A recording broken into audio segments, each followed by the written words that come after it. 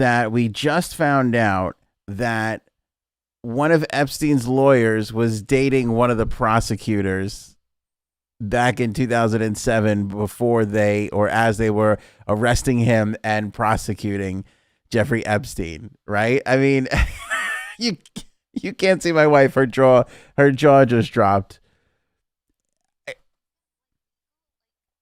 It's unethical, to answer your question, and it's literally part A, and part B is going to be probably equally as astounding. But yes, so this is what happened, and this was, by the way, during the time that's the first time he was prosecuted, when he got the sweetheart deal.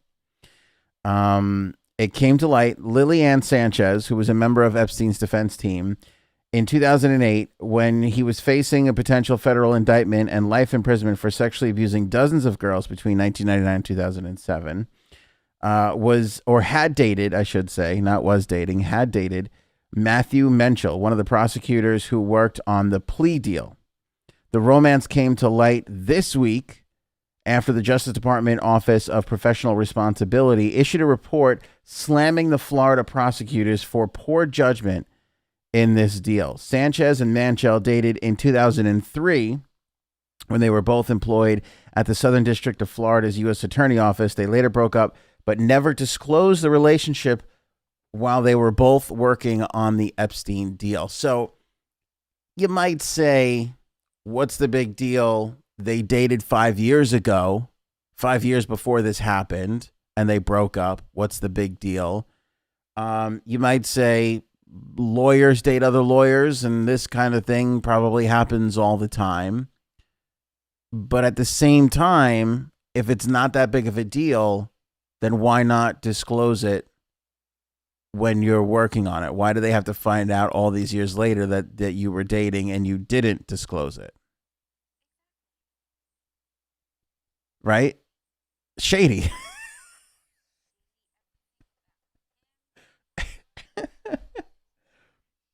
If we cared about production value at all, we'd have a shady meter in the top right-hand corner that rang every time you issued a shady. Yes, that would be nice. But we don't care about production value on this show, as you can tell by our logo. Anyway, the report says Menchel had left the office before the Epstein case was resolved. Menchel told the Justice Department investigators during the probe that his relationship with Sanchez had no impact on the handling of this case. So Menchel left before they finished, but still he was there negotiating a plea deal, the plea deal that today people are shaking their heads at, wondering how the hell or why he even got this in the first place. More on that in a second.